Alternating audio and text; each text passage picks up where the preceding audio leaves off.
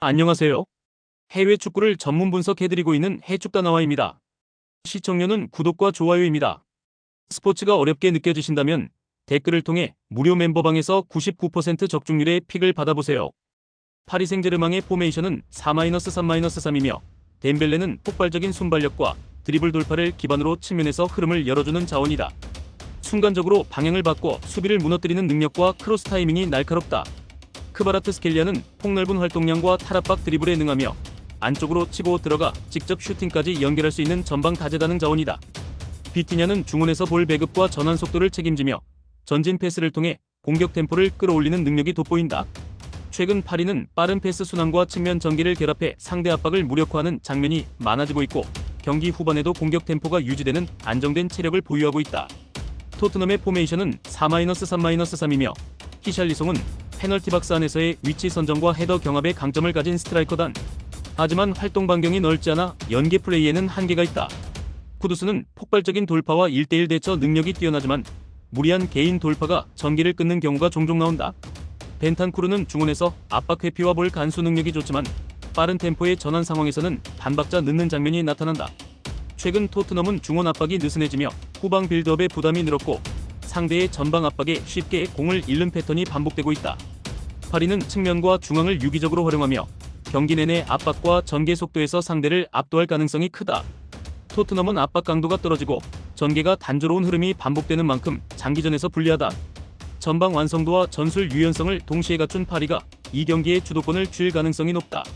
세로 포르테노의 포메이션은 3-5-2이며 카리조는 박산에서의 위치 선정과 공중볼 경합 능력이 강점인 스트라이커다.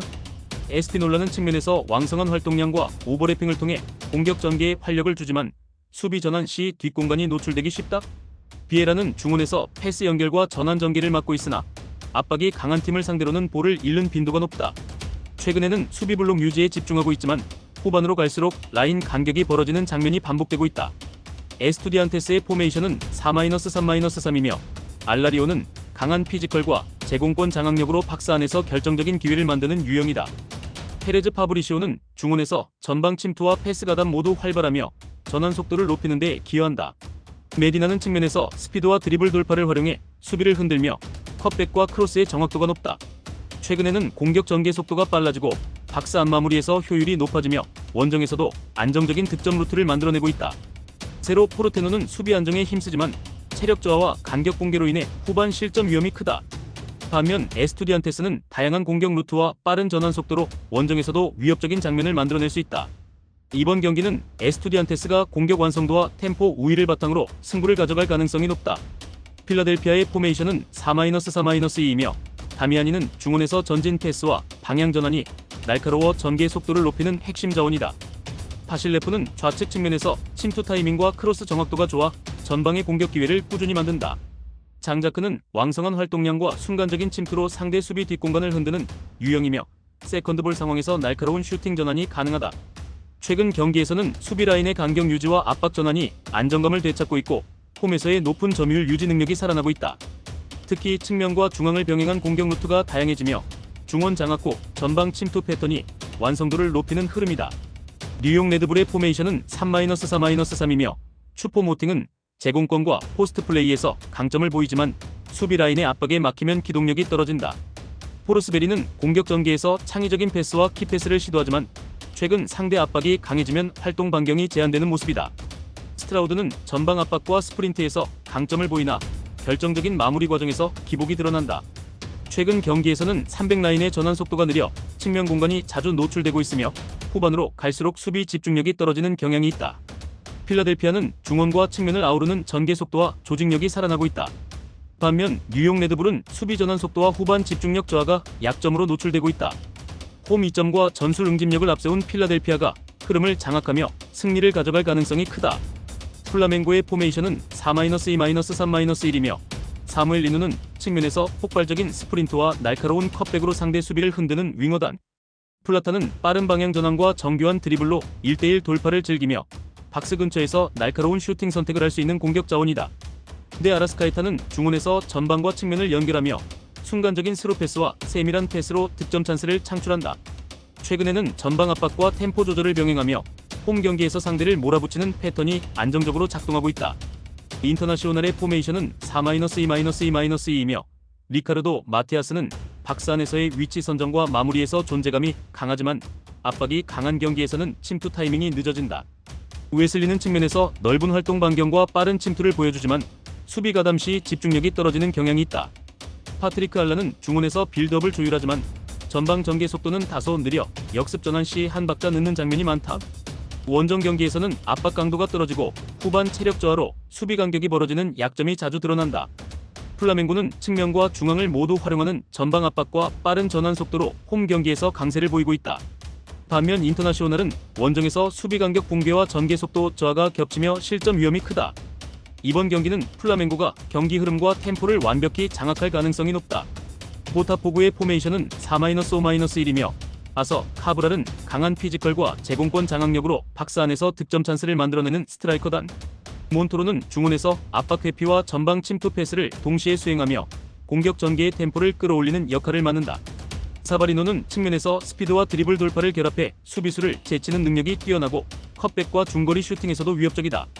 최근 홈 경기에서는 전방 압박과 짧은 패스 전환이 빠르게 이어지며 경기 초반 주도권을 잡는 장면이 많다. 엘디유 키토의 포메이션은 3-5-2이며 메디나 에스코바르는 제공권과 침투 타이밍이 뛰어난 공격수지만 압박이 강한 경기에서는 활동 반경이 제한된다. 라미레즈 레오는 측면에서 왕성한 활동량으로 전개에 힘을 보태지만 수비 전환 시 뒷공간이 쉽게 노출된다.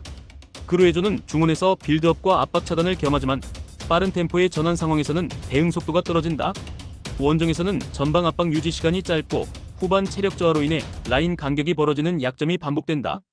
보타포구는 강한 압박과 빠른 전환 플레이로 홈 경기에서 상대를 몰아붙이는 힘이 있다. 반면 엘디유 키토는 원정에서 전개와 수비 모두에서 불안정한 흐름을 보이고 있다. 이번 경기는 보타포구가 흐름을 완전히 장악할 가능성이 높다. 우니온 대 데포르테스의 포메이션은 3-3-3이며 발레라는 제공권과 볼 결정력이 뛰어난 스트라이커지만 압박이 강한 상황에선 볼 소유 유지가 쉽지 않다. 콘차는 이선에서 전진 패스와 볼 운반을 시도하지만 전개 속도가 느려 빠른 역습 연결이 제한된다. 우레냐는 측면에서의 스피드와 드리블 돌파는 위협적이지만 수비 전환 시 뒷공간 커버가 불안하다. 최근 홈 경기에서는 중원 압박 강도를 높이려 하지만 후반 체력 저하로 간격이 벌어지는 장면이 반복되고 있다. 팔메이라스의 포메이션은 4-3-3이며 비토로 호케는 폭발적인 스프린트와 박스 안 결정력으로 언제든 득점을 노릴 수 있는 자원이다. 소사는 중원에서 템포 조절과 빌드업 안정화를 동시에 수행하며 압박 회피 후 전방 패스질이 높다. 루카스 에반겔리스타는 넓은 활동 반경을 바탕으로 중원 장악과 수비 커버에 기여하며 공격 시에는 세컨드볼 대응이 빠르다. 최근 원정 경기에서도 라인을 높게 유지해 상대 진영에서 압박을 지속하며 경기 후반까지 템포를 유지하는 운영이 가능하다. 팔메이라스는 압박과 전개 속도, 결정력에서 모두 우위에 있는 팀이다. 반면 우니온 대 데포르테스는 후반 체력 저하와 전환 속도 저하로 인해 수비가 흔들리는 장면이 많다. 이번 경기는 팔메이라스가 전후반 모두 주도권을 유지하며 승리를 가져갈 가능성이 높다. 리베르타 아순시온의 포메이션은 4-5-1이며 아길라르는 제공권과 피지컬을 앞세운 타깃형 스트라이커지만 측면 지원이 늦을 경우 고립되는 장면이 잦다. 프랑코는 중원에서 활동량이 많고 전방 압박에도 적극적으로 가담하지만 전환 상황에서 패스 정확도가 떨어진다. 캄푸처너는 측면에서 크로스와 오버래핑을 시도하지만 수비 전환 시 복귀 속도가 느려 뒷공간 노출이 빈번하다. 최근 경기에서는 수비에 무게를 두는 경향이 강하지만 후반으로 갈수록 라인 간격이 벌어져 실점 위험이 커지고 있다. 리버플레이트의 포메이션은 4-3-2이며 미겔 보라는 박스 안에서의 결정력과 침투 타이밍이 탁월하면 한 번의 기회도 놓치지 않는 골잡이다. 갈라르자는 중원에서 볼 운반과 템포 조율을 맡으며 수비에서 공격으로의 전환 속도를 빠르게 만든다. 카스타노는 넓은 활동 반경과 체력을 바탕으로 중원 압박과 전방 연계 모두에 기여하며 경기 전체 밸런스를 유지한다.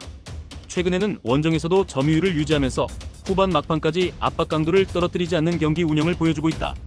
리버플레이트는 원정에서도 공격 템포를 유지하며 상대를 압박할 수 있는 팀이다. 반면 리베르타 아순시오는 수비 집중력이 후반에 떨어지면서 실점 위험이 커진다. 이 경기는 리버플레이트가 안정적인 전술 운영으로 승리를 거둘 가능성이 높다. 이상 오늘 해외 축구 경기 분석 모두 꼼꼼하게 해드렸습니다. 영상 시청에 감사드리며 혼자 분석하기 힘들다고 느껴지신다면 언제든 댓글을 통해 무료픽 멤버방을 찾아주시길 바랍니다.